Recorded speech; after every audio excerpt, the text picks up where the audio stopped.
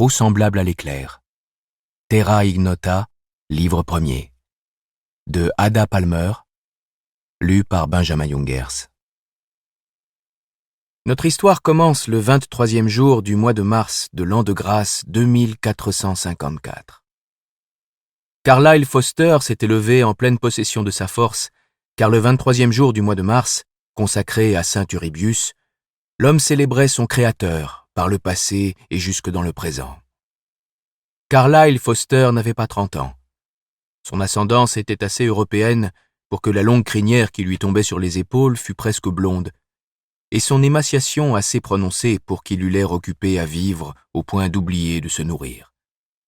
Il portait des chaussures pratiques et un châle de cousin, ample mais confortable, gris vert ce matin-là.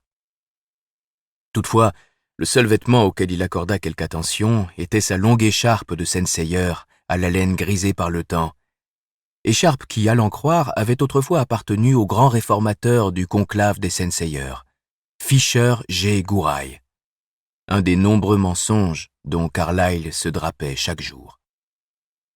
Conformément aux instructions de sa paroissienne, il invita sa voiture à toucher terre non sur la passerelle à l'allure de pont-levis qui desservait l'entrée principale de la maison au vert scintillant, mais près de l'étroit escalier de service tout proche qui s'enfonçait de guingois dans un petit canyon conçu par l'homme, douve profonde asséchée séparant 2 rangées de bâches.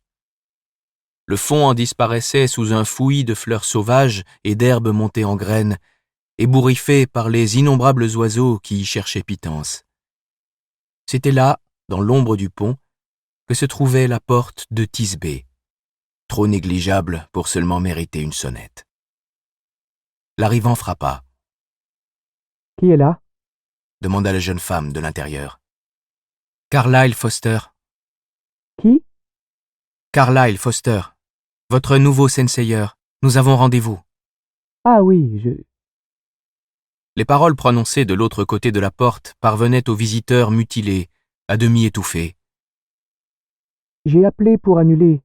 Nous avons un problème, ennui de sécurité. » »« Je n'ai pas reçu de message. » »« Le moment est mal choisi. » Le sourire de Carlyle était aussi doux que celui d'une mère dont l'enfant apeuré se cache derrière ses genoux un premier jour de maternelle.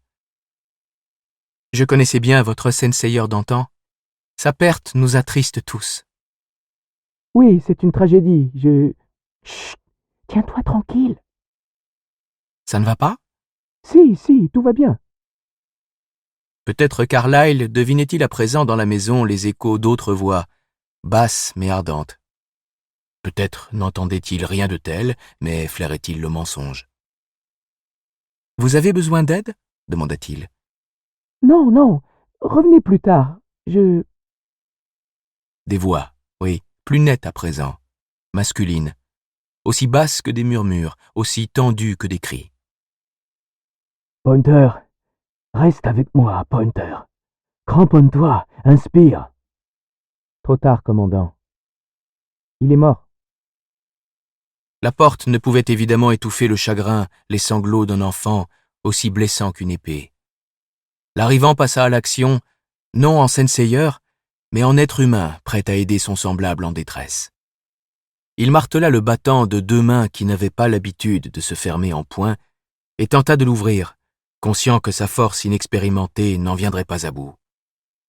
Qui ne croit pas à la providence peut accuser le chien. Sans doute dans sa frénésie, passa-t-il assez près du seuil pour en activer les senseurs. Je sais ce que vit Carlyle quand la porte céda. Au premier plan, Thisbé, pieds nus dans sa tenue de la veille, gribouillant frénétiquement sur un bout de papier. La table débarrassée à la hâte, les restes du petit déjeuner répandus à terre. 11 hommes sur cette table, des hommes meurtris, puissants, à l'ossature et aux traits rudes, comme issus d'une époque rude, mesurant tous 5 centimètres de haut. Ils portaient de minuscules uniformes militaires verts ou sable, totalement étrangers à l'élégance de la vieille Europe, car utilitaires, évocateurs des guerres mondiales par leur crasse et leur banalité. 3 de ces soldats saignaient. Des flaques au rouge vif de peinture s'agrandissaient autour d'eux, aussi épouvantables que les blessures d'une souris familière, dont chaque goutte versée nous serait un demi-litre. L'un d'eux ne se contentait pas de saigner. Dites-moi, lecteur, avez-vous jamais été témoin d'une mort ?